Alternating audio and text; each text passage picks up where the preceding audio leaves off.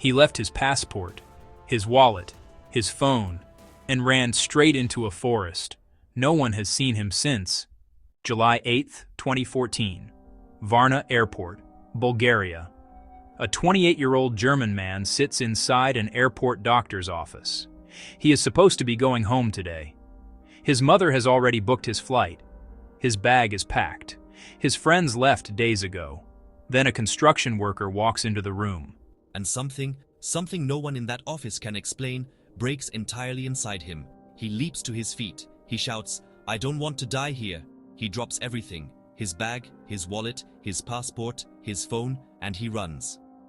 Surveillance cameras capture him sprinting across the parking lot, scaling a 2.5-meter barbed wire fence, and disappearing into a field.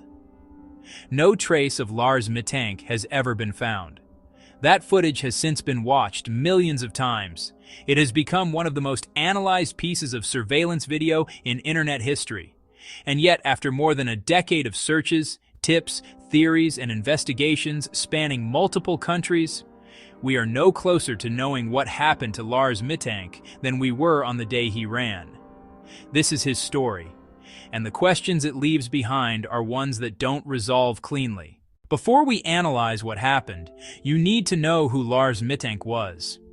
Because this case is so defined by its viral footage that the human being inside it can get lost in the pixels. Lars was a 28-year-old man from Itzehoe, Germany. By all accounts from friends and family, he was friendly, easygoing, athletic, a man who worked as a technician and led a stable, unremarkable life. He supported his local football team Werder Bremen, had a long-term girlfriend, and was very close with his parents. The trip to Bulgaria in late June 2014 was his first journey outside of Germany. Think about that. A 28-year-old man, his first time abroad, traveling with a group of close friends to a popular seaside resort on the Black Sea coast. His friend Paul Roman would later describe the first days of the trip simply, "They relaxed on the beach, swam in the pool, played football, went out at night." Lars was relaxed. He was in a good mood. No history of mental illness, no documented anxiety disorders, no prior episodes of paranoia or erratic behavior. Just a young German man on his first holiday outside his home country, in good spirits, surrounded by friends. 7 days later, he would be gone. On July 5th, the penultimate night of the holiday, Lars and his friends went to a bar in Golden Sands. An altercation broke out with another group of German tourists over football. Lars was a Werder Bremen supporter. The opposing group supported Bayern Munich. What began as a verbal disagreement escalated. Later that evening, Lars separated from his friends and didn't return until the following morning. He told his friends he had been beaten by a group of men hired by the Bayern Munich supporters, suffering an injured jaw and a ruptured eardrum. A local Bulgarian doctor confirmed injuries consistent with a fight and prescribed him the antibiotic cefprozil. He was also advised not to fly due to the pressure change that air travel would place on his damaged eardrum.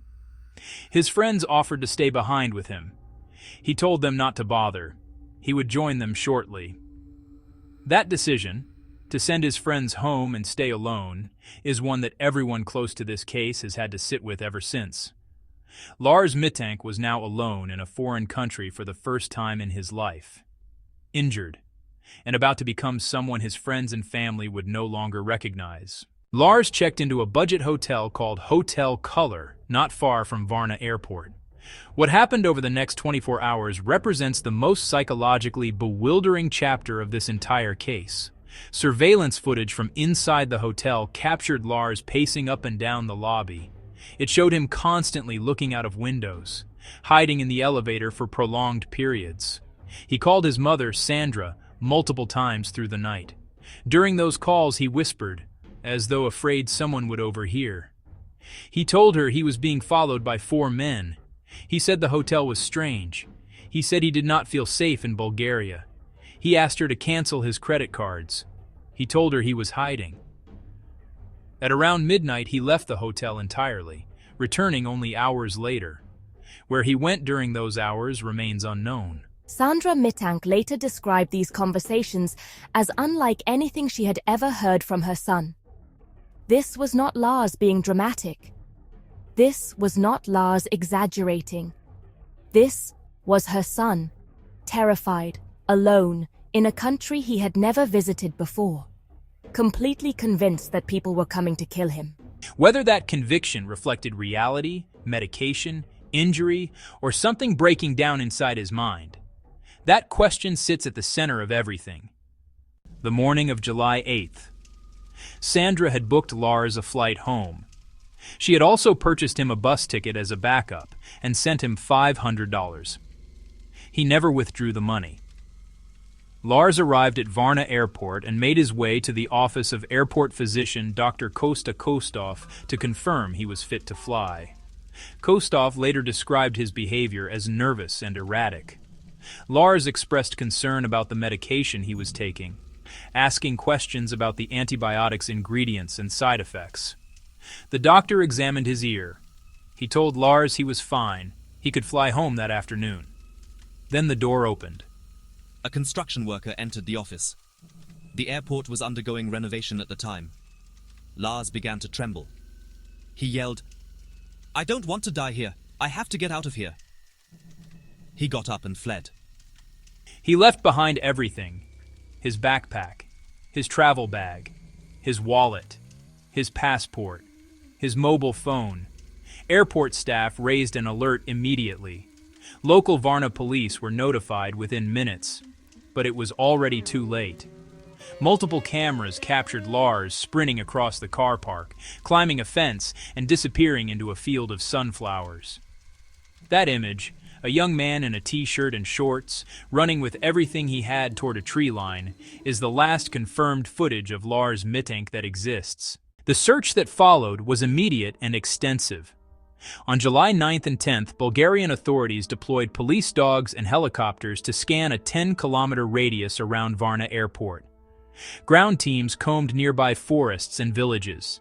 The area around Varna Airport is densely wooded. Forest meets coastline. There are caves, old bunkers, and difficult terrain that would challenge any search operation. Nothing was found. No clothing, no physical evidence, no trail. Sandra Mittank hired private investigator Andreas Gutig, who checked hospital records across Bulgaria for patients admitted without identification. Nothing. Over the years, there have been dozens of reported sightings, from Canada to South America to homeless shelters in Germany. A truck driver claimed to have given Lars a lift in Brandenburg in 2019. Gothamist police followed up. Nothing confirmed. When an unidentified man with no memory of who he was appeared in Porto Velho, Brazil in 2016, online communities erupted with theories. The man was eventually identified as missing Canadian Anton Polipa. Every lead, every sighting, every frame of reanalyzed footage, all of it arriving at the same destination: silence. There are several frameworks through which investigators and analysts have tried to explain what happened to Lars Mittank. None of them are entirely satisfying. All of them deserve examination. Theory 1. A psychotic episode triggered by injury or medication. Lars's mother Sandra, alongside Bulgarian and German doctors, have suspected that his behavior was the result of a rare side effect from his prescribed antibiotic cefprozil, a cephalosporin known in rare cases to induce psychotic side effects including hallucinations and paranoia. However, Dr. Kostov has stated clearly that Lars had not been taking his medication. He hadn't even filled the prescription. So his behavior, in the doctor's assessment, could not have been a result of the antibiotic. Wikipedia: an undiagnosed mental illness, potentially triggered or accelerated by the physical trauma of the fight, sleep deprivation, alcohol, heat, and the stress of being alone in a foreign country, remains the most clinically supported explanation. But Lars had no documented psychiatric history whatsoever. Theory 2. His fear was real. This theory holds that the men who beat Lars on July 5th did not stop there, that they continued to follow him, that his paranoia was not a symptom. It was an accurate reading of a genuine threat. Bulgarian authorities found no evidence to support claims of ongoing pursuit, and this theory remains unverified. But the absence of evidence is not the same as evidence of absence. Lars was alone, in a resort town with an active nightlife economy where a fight had already escalated beyond a bar argument into a physical assault involving hired individuals. His fear, however it appeared externally, had a documented origin. Theory 3.